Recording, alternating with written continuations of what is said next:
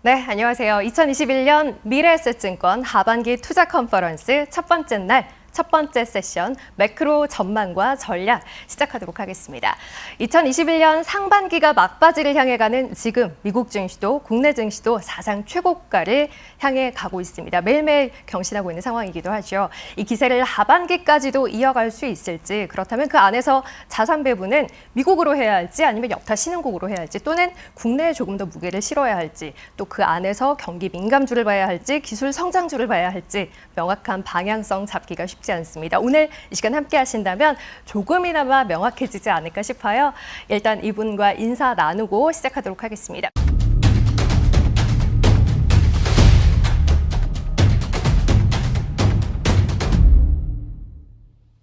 안녕하세요. 예, 안녕하세요. 네, 늘 이런 자리가 있으면 시작을 함께 해주시잖아요. 아, 예, 그렇습니다. 네, 막다른 좀 다른 부담감이 있으실 것 같아요. 막중한 부담감? 좀 많이 해봤는데 네. 할 때마다 긴장이 많이 됩니다. 아, 그래요? 익숙해지진 오늘도 않더라고요. 긴장하셨나요? 예, 조금. 네. 보기에는 네. 전혀 그렇지 않습니다. 예. 여유로운 강의 기대하도록 할게요. 오늘 이 첫 번째 세션은 저희 강의 형태로 진행을 할 거예요. 네. 저희 둘이 앉아가지고 이 강의를 하면 뭔가 좀 서로 어색하죠? 네. 그래서 오늘 또 새롭게 두 분 모시고 이야기 나눠보도록 하겠습니다. 이광수 위원님 함께하고요. 유명관 위원님 함께합니다. 두 분 안녕하세요. 안녕하세요. 네, 안녕하세요. 자, 이 두 분 패널 모시고 또 저희 적절한 시점에 질문도 그때그때 하면서 진행을 하면 더 좋을 것 같아요. 이광수 위원님도 모셨고 유명관 위원님도 오셨으니까 일단은 목소리를 좀 듣고 시작을 해야겠죠. 일단은 이 위원님, 부동산, 리츠 이런 쪽 보시니까요. 오늘 이 시간 통해서 답을 좀 얻었으면 하는 부분이 있으실까요? 일단 하반기를 저희가 전망하는 시간이잖아요. 네. 그런데 많은 투자자분들이 하반기에 특히 전반적으로 일단 인플레이션에 대한 우려가 좀 크신 것 같고요. 그리고 그에 따른 금리 인상의 우려가 큰데 저도 마찬가지입니다. 네네네. 그런 측면에서 저는 속도가 좀 궁금해요. 얼마나 빨리 이렇게 전개될 건지. 그래서 이런 속도에 따라서 또 투자들의 대응 방식이 달라질 그렇죠. 수 있으니까요. 네. 그게 일단 가장 궁금하고요. 두 번째는 전 근원적으로 이런 질문도 좀 해보고 싶습니다. 왜냐하면 일반적으로 투자할 때 금리 인상되면 안 좋다, 그렇죠. 인플레이션 되면 안 좋다 이렇게 네네. 하시는데 그게 진짜 안 좋은 건지. 예를 들면 이럴 수 있잖아요. 경기가 막 좋아서 그거 좀 진정시키려고 금리 인상 조금 하는 거면 네네. 사실 그렇게 나쁜 이슈도 아닌데. 어쨌든 좋은 거니까. 그렇죠, 좋은 그렇죠. 상황인 거니까. 근본적으로 펀더멘털이 네네네. 좋아지는 거니까. 그런 측면에서 사실은 그게 진짜 안 좋은 건지 뭐 이런 궁금증도 있고요. 네. 그래서 마지막으로 결국엔 가장 중요한 거죠. 그래서 어떻게 뭘 투자해야 되고 네. 어떻게 또 대응해야 되는지 그런 결론을 좀 사실 얻고 싶습니다. 오늘의 주제를 쭉 이야기해 주신 것 같아요. 네. 저 이제 강의 진행하면서 그에 대한 답은 하나씩 얻을 수 있을 것 같고요. 유명관 위원님도 모셨습니다. 저희 매주 호시탐탐이라는 주간 퀀트 자료 내고 계세요. 탐방 갈 만한 탐나는 기업 맞죠, 부제가. 네. 저 매주 이제 혼자서 인사를 드리고 있었는데 또 오늘 이렇게 직접 네. 인사하니까 더 반갑네요. 그 퀀트가 뭔지 사실 궁금해하는 분들이 많이 계세요. 그러니까 저는 리서치 센터에서 정성적인 분석보다는 네. 숫자에 좀 기반해서 정량적인 분석을 진행해서 정량적인 분석이 퀀트인가요? 네 맞습니다. 그래서 뭐 지금 좋아 보이는 국가나 업종이나 종목들을 주로 이제 추천을 해드리고 있는 네네. 애널리스트라고 봐주시면 좋을 것 같고요. 오늘도 뭐 기회가 된다면은 네. 좀 기업 실적에 대해서 조금 말씀 한번 드려볼까 합니다. 네, 그래요. 말씀하실 기회가 있을 것 같아요. 아, 네. 저희 타이밍 봐서 적절한 시점에 또 그 부분도 이야기를 들어보도록 할게요. 자, 그러면 이렇게 든든한 두 분 패널 모시고 저희 본격적인 이야기 들어보도록 하겠습니다. 박희찬 선생님 준비되셨죠? 예, 네. 됐습니다. 네. 매크로 상황 어떻게 보고 계시는지 들어볼게요. 예, 알겠습니다. 오늘 제가 총 3가지 주제를 준비했어요. 네. 예, 그 중에 첫 번째 경기 관련해서 먼저 일단 출발을 하겠습니다. 불확실성이 비교적 낮기 때문에 오늘도 좀 짧게 빠르게 좀 진행을 해보겠습니다.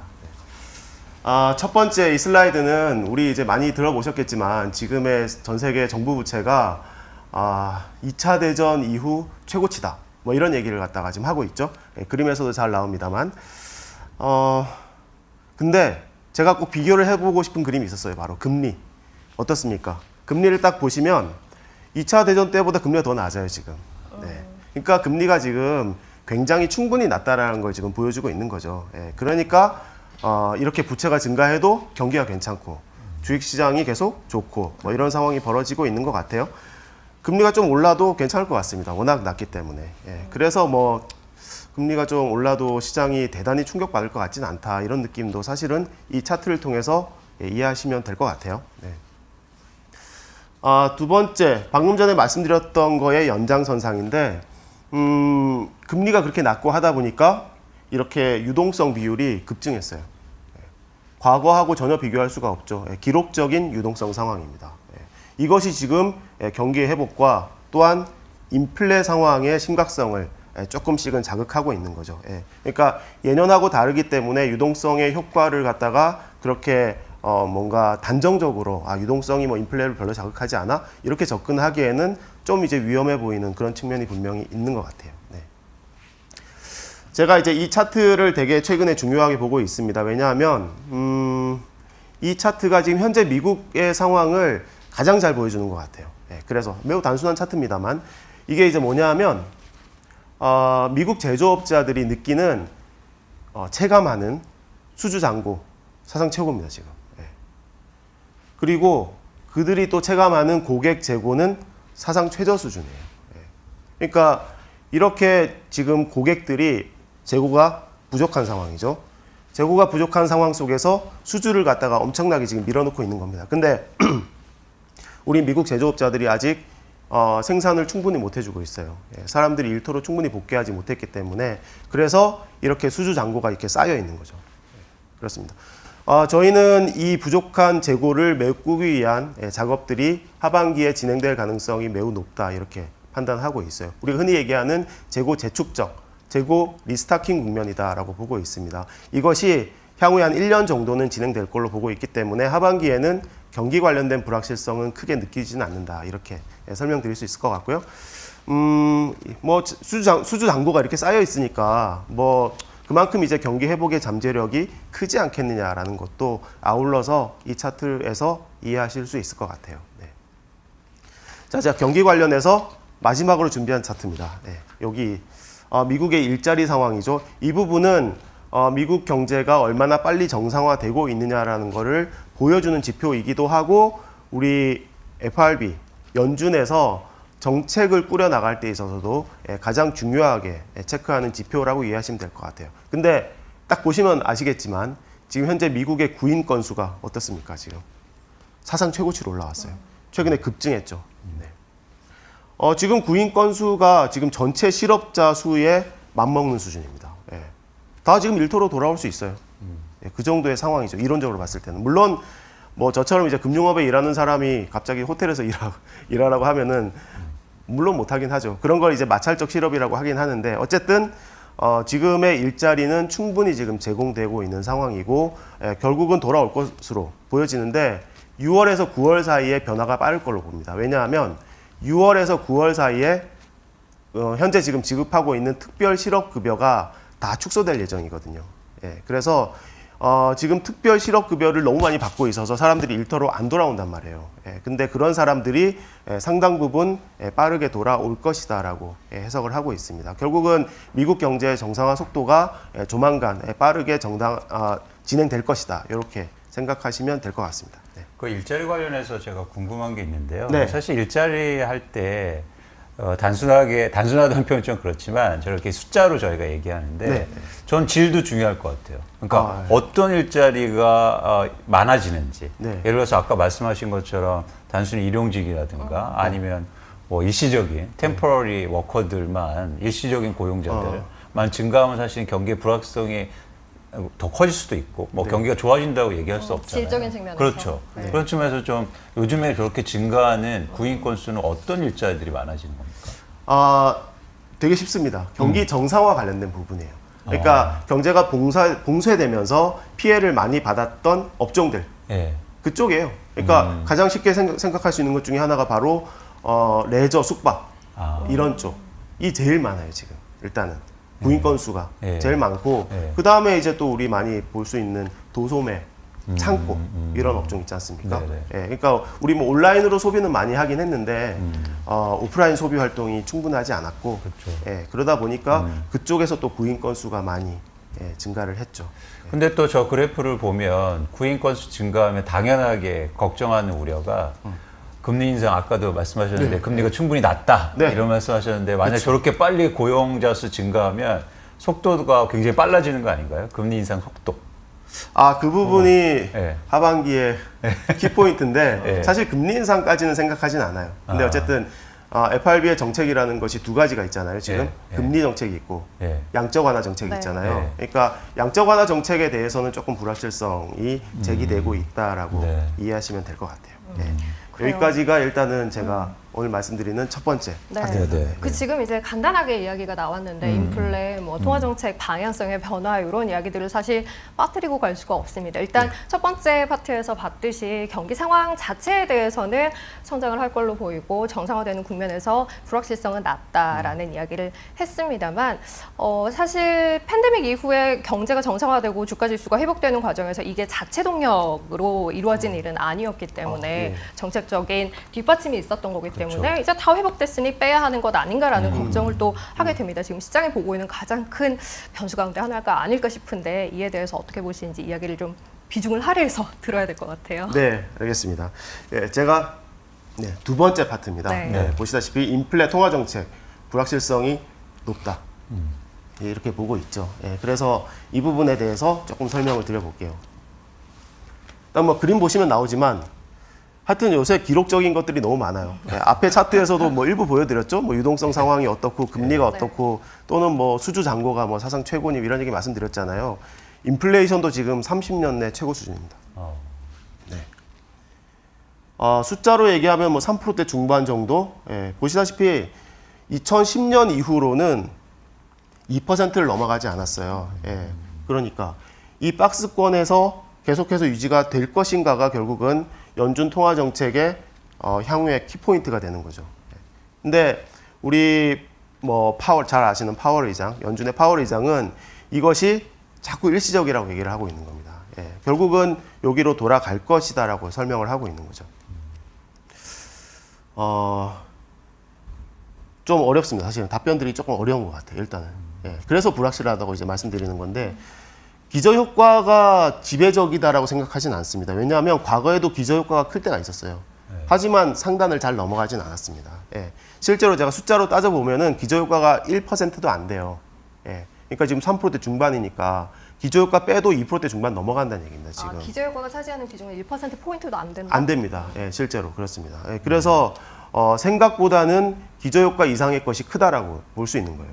근데 이 파월 의장이나 이제 일부 비둘기파에서는 어떻게 얘기하냐면 그거의 대부분은 공급망이 정상화되지 않아서 그렇다라고 얘기하고 있는 거예요. 그러면 이제 그게 뭐 천년만년 계속 그럴 수는 없기 때문에 결국은 이제 정상화될 거니까 돌아올 것이다라고 지금 이제 계속 설명을 하고 있는 거죠.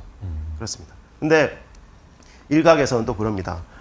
이것이 뭐 이 정도 상황은 지속되지 않을 수는 있는데 하지만 생각보다 높은 인플레가 내년에도 지속될 수 있다. 그러니까 생각보다 공급망 정상화라는 것이 빠른 속도로 전개되지 않을 수 있다라고 지금 설명을 하고 있어요. 그러니까 뭐 예를 들면 아까 보여드렸던 대로 재고가 너무 적어서 재고를 막 쌓아야 되잖아요. 그 상황에서 공급망 정상화가 빠르게 진행이 안 될 수 있어요. 왜냐하면 실수요라는 것도 있고 또 재고 쌓는 그 예비적 수요라는 것이 동시에 발생하면은 아무리 생산을 빠르게 해도 정상화되는데 좀 시간이 걸릴 수 있잖아요. 그런 것도 있고 또 델타 변이 같은 거 그런 것도 영향을 줄 수 있죠. 그렇습니다. 어쨌든 생각보다 오래 갈 수 있는 어떤 변수가 있지 않느냐라는 약간의 매파적인 시각도 공존하고 있죠. 다음 차트를 한번 보실까요? 우리가 여기서 또 하나 간과하지 말아야 될 지표는 바로 기대 인플레이션입니다. 지금 차트를 보시면 아시겠지만 현재 기대 인플레이션이 한 최근 10년 최고치로 지금 자극이 되어 있는 상황입니다. 우리 이제 얼마 전에 직전 FRB의 금리 인상 시기가 바로 2016년에서 18년 사이에도 있었는데 이때도 보시다시피 인플레 기대는 사실 자극되지를 않았었어요. 그러니까 지금 상황이 어쨌든 최근 10년 경험치로 봤을 때 좀 예외적이다라고 분명히 말씀드릴 수가 있습니다. 이 기대 인플레이션은 장기화됐을 때 실제 인플레를 자극할 수밖에 없어요. 왜냐하면 뭐 다른 뭐 가격 결정이라든지 또는 뭐 임금 뭐 이런 거에 있어서 다 영향을 줄 수밖에 없기 때문에 그렇다라는 것이죠. 그래서 연준이 매번 FOMC를 하고 그 성명서를 발표할 때 이 기대 인플레이션에 대한 문구를 갖다가 항상 포함하고 있습니다. 그래서 이걸 계속 보면서 되게 고민을 할 수밖에 없는 상황입니다. 이걸 갖다가 낮춰야 되는데 낮춰지지 않으면 결국은 출구 전략을 진행할 수밖에 없어요. 그리고 문제는 빠르게 안 낮춰지게 되면은 이 속도가 빨라질 수 있는 그런 위험성이 있는 겁니다. 그래서 우리 이제 경제 지표를 갖다가 보고서 뭐 FRB가 여러 가지 결정을 할 텐데 기대 인플레이션이 안 잡히는 부분에 대한 고민을 갖다가 계속해서 할 수도 있겠다라는 생각을 분명히 하셔야 될 것 같아요. 근데 제가 또 질문이 있는데요. 저희가 왜 교과서에 보면 네. 그 명목금리는 실질금리 더하기 기대 인플레이션이라고 예. 되잖아요. 네. 근데 아주 짧게만 보면 기대 인플레이션이 확 오르면 네. 명목금리는 사실 고정돼 있지 않습니까? 따라갈 때도 있고. 짧게 보면. 네. 그러면 실질금리가 확 떨어져서 네. 그래서 그렇게 되면 사람들이 막 또 주식시장에 막 사고 싶어 하고 네. 투자해서 돈이 몰릴 수도 있다는 생각을 좀 해봐요. 그래서 네. 저는 기대 인플레이션이 어쩌면 주식시장을 좋게 만들 수 있겠다라는 생각이 드는데 어떻게 생각하세요? 그게 사실 작년 하반기 2020년 하반기에 마켓을 설명하는 요인 중에 하나였어요. 그러니까 실질 금리가 뚝뚝 떨어지고 그렇죠. 그러면서 이제 우리 그동안 잘 나갔던 기술 성장주들 주가가 폭발적으로 네. 그 당시에 상승을 했었죠. 네. 실질 금리가 낮으니까 네. 그만큼 일종의 이제 돈 가치가 떨어지는 거잖아요. 이제 돈을 막 쓰는 거죠, 사실상. 그렇죠. 그러니까 이제 뭔가 투자를 할 때도 좀 이제 신중함이 좀 떨어지고 그런 식의 이제 상황이 왔었는데 지금은 좀 그렇게 접근하기에는 통화 정책이 이슈가 자극이 됐다라는 게 차이점이에요. 네. 그게 차이점입니다. 그래서 실질 금리가 마냥 떨어질 수가 없어요, 지금. 지금 말씀 중에 기대 인플레를 빨리 떨어뜨리지 못하면 연준도 네. 출구 전략에 들어갈 수밖에 없을 거다라고 그렇습니다. 이야기를 하셨는데 그 빨리라고 하는 기간은 어느 네. 정도로 받아들이면 될까요? 빨리와 빠르게의 차이가 좀 있는데요. 네.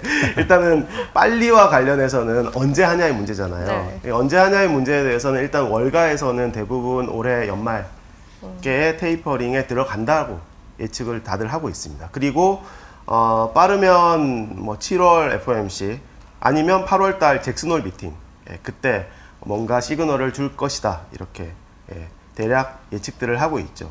그래서 일단 시점은 대략 그렇게 예상이 됩니다. 근데 빠르게가 조금 문제인 것 같아요.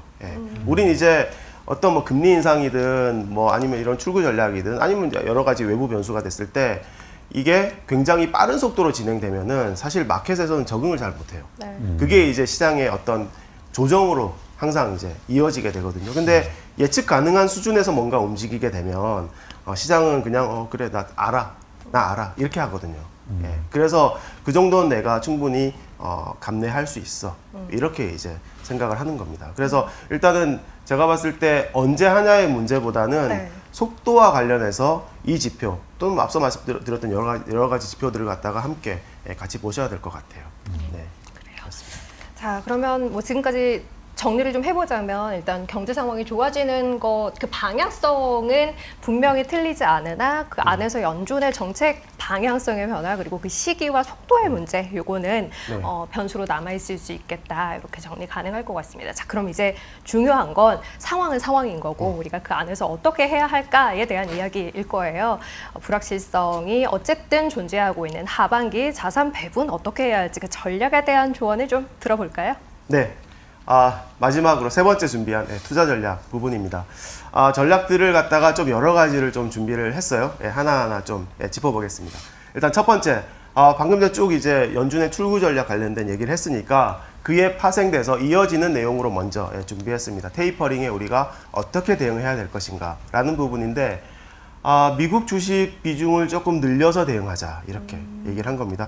그러니까 주식 전체 비중을 늘리자는 얘기라기보다는 똑같은 비중 내에서 약간 조정을 해서 미국으로 조금 더 집중하자 뭐 이런 내용으로 이해하시면 될 것 같은데 이 차트는 바로 2013년도 그 당시 버냉키 의장 시절에 테이퍼링을 예고했을 당시의 마켓의 흐름입니다.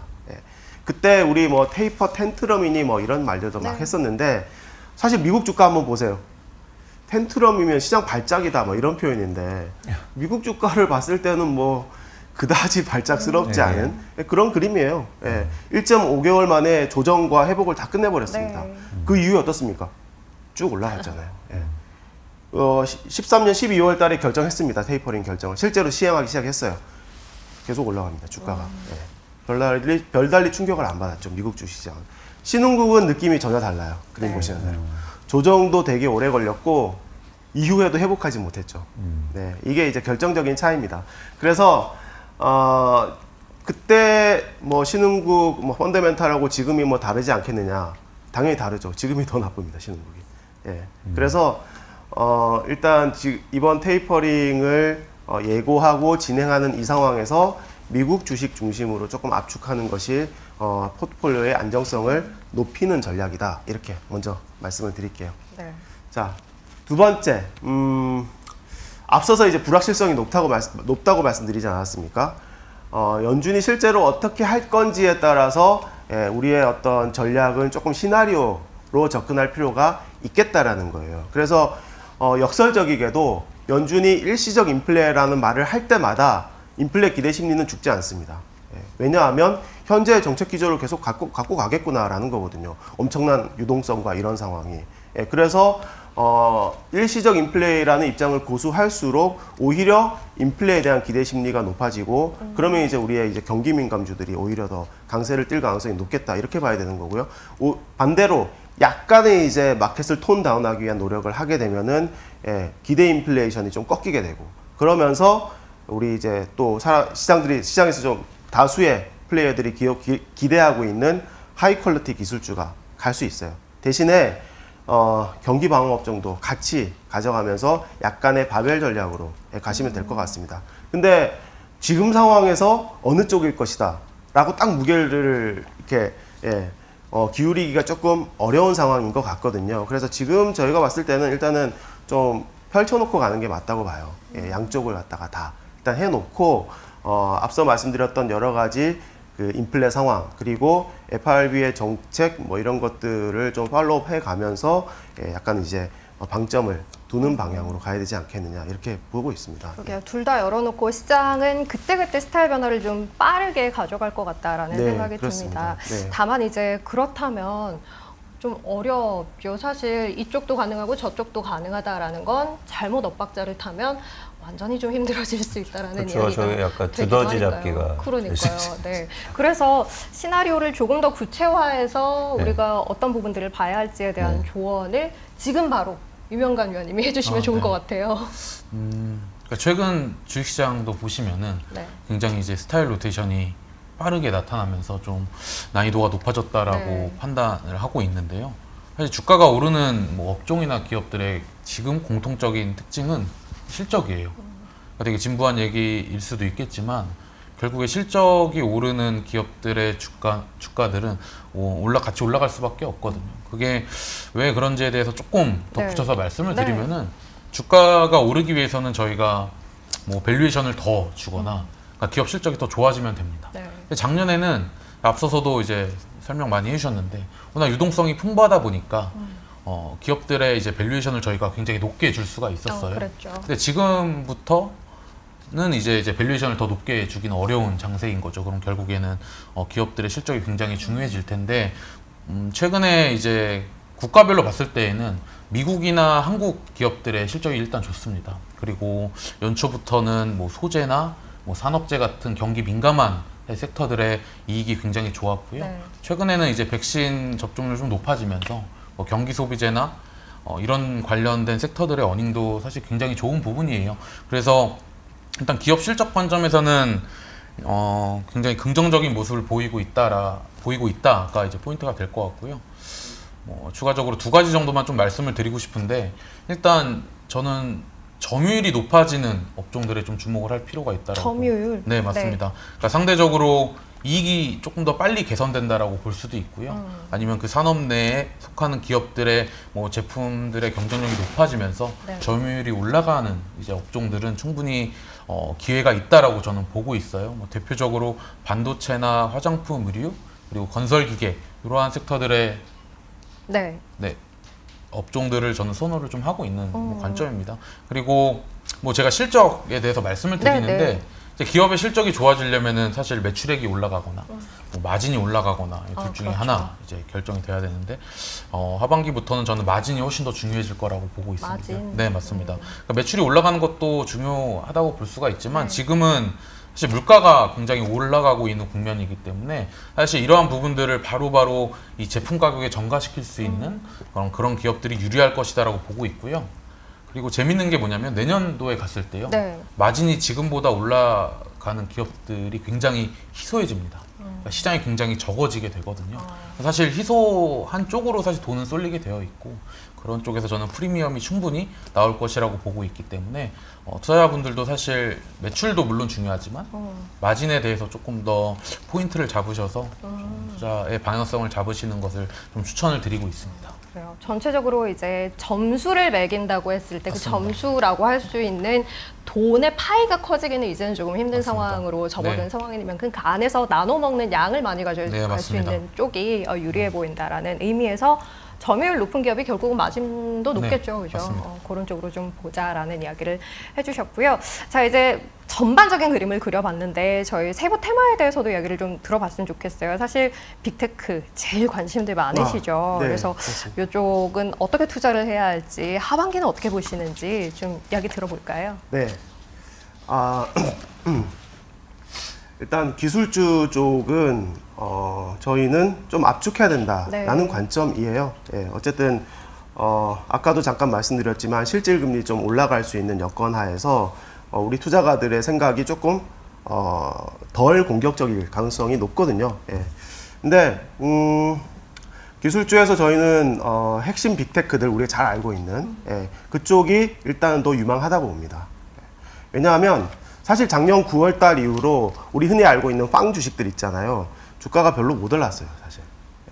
뭐 규제 이슈도 있었고, 아니면 이제 또 친환경 테마가 워낙 셌었기 때문에 네. 상대적으로 좀 밀리기도 했었고, 막 그랬었습니다. 근데 그동안 그렇게 못 오르다 보니까 가격 매력도가 많이 높아졌습니다. 그래서 그걸 갖다가 제가 압축적으로 표현한 그림이 바로 이겁니다. 보시면은 우리 잘 알고 있는 아마존, 알파벳, 페이스북, 뭐 애플 이런 쪽은 이익 성장은 좋고 밸류에이션 오히려 낮아졌어요. 최근 상황에서. 그래서 이쪽으로 좀 압축할 필요가 있겠다라고 생각을 하고 실제로 이쪽에서 주가가 최근에 퍼포먼스가 좋아지기 시작을 했습니다. 얼마 전 뉴스에도 나오지만 뭐 마이크로소프트 같은 경우에는 또 이제 2조 달러 클럽에 네. 애플 다음으로 가입한다 뭐 이런 얘기 나오지 않습니까? 뭐 그 전에 이제 알파벳 또는 그 전에 페이스북 주가도 오르기 시작을 했어요. 그렇습니다. 그래서 기술주는 이렇게 금리 상승에 대한 감내력이 상대적으로 클 수 있는 빅테크 중심으로 일단은 먼저 가자 이렇게 설명을 드리고 싶어요. 네. 다음으로 제가 말씀드리고 싶은 부분은 배당 컨셉입니다.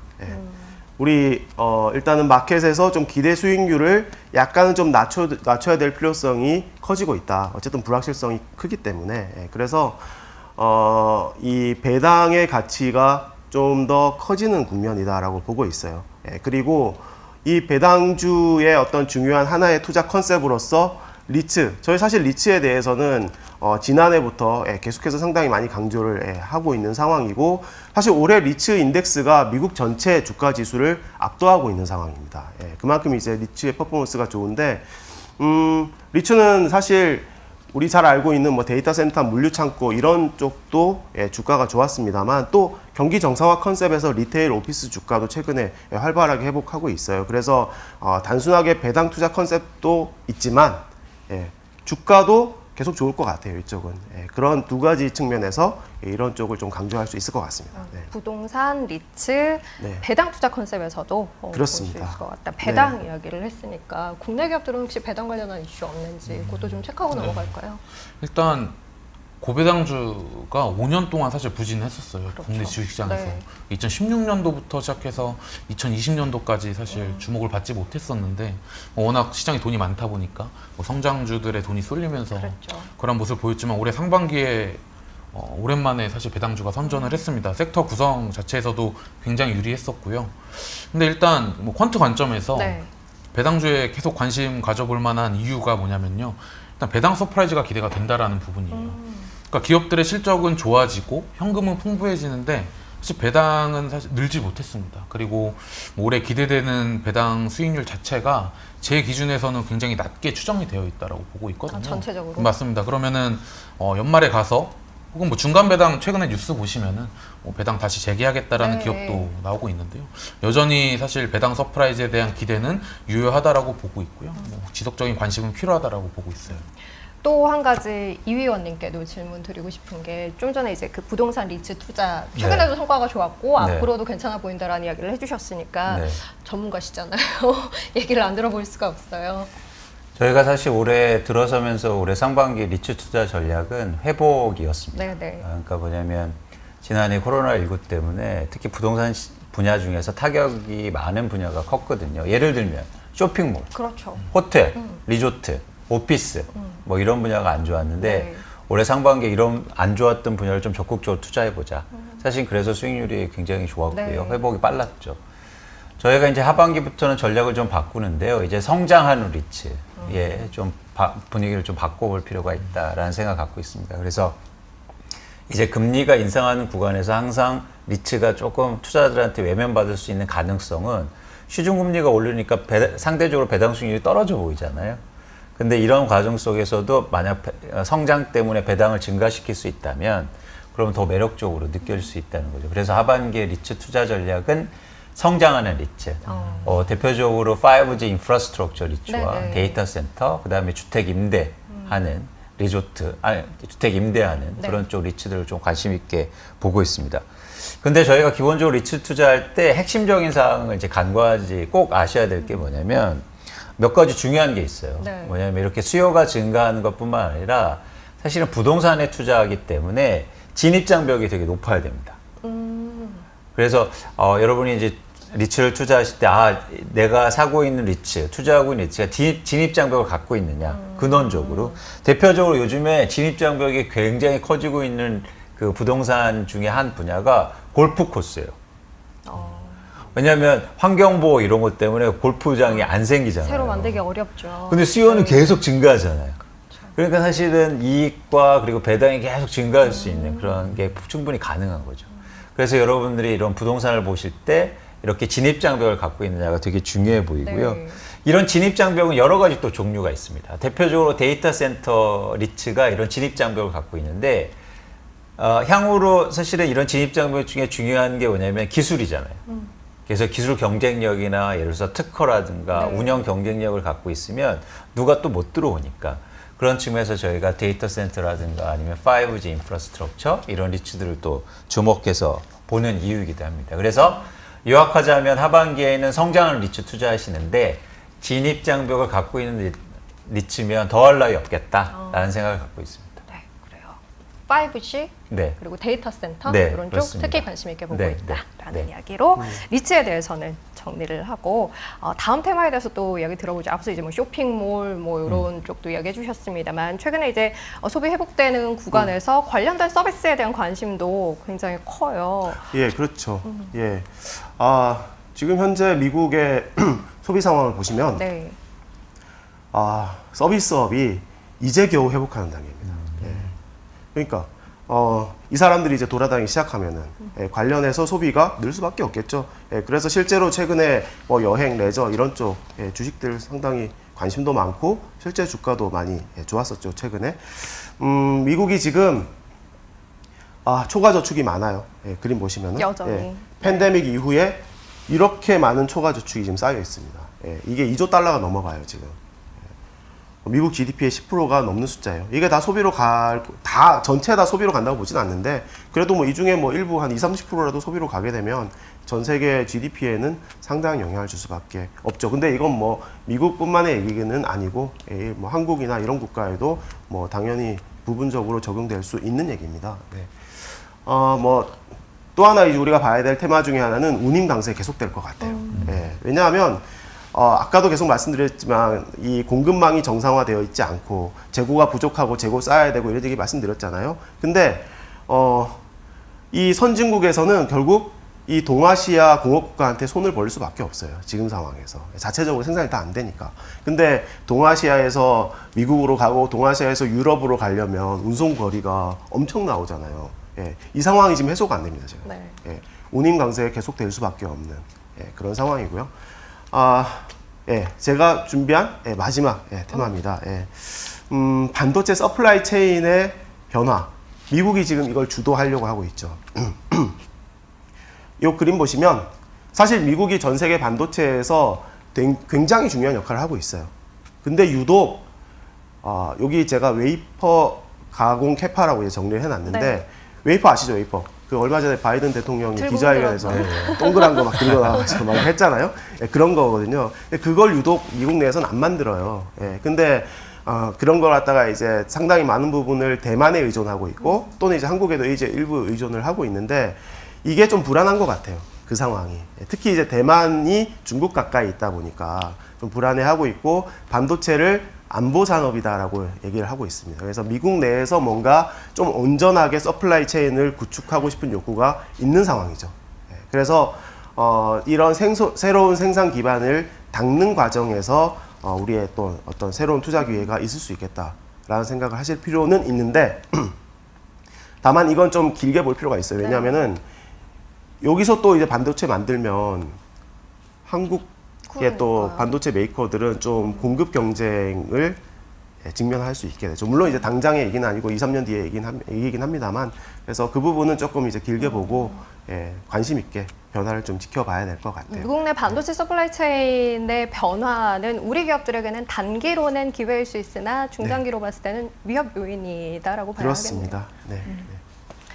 알겠습니다. 자, 이렇게 오늘 준비한 내용은 여기까지인 거죠? 네, 그렇습니다. 늘 시간이 어떻게 가는지 모르게 지나갑니다. 오늘도 짧은 시간 안에 뭐 여러 가지 내용들 정리를 좀 해봤는데요.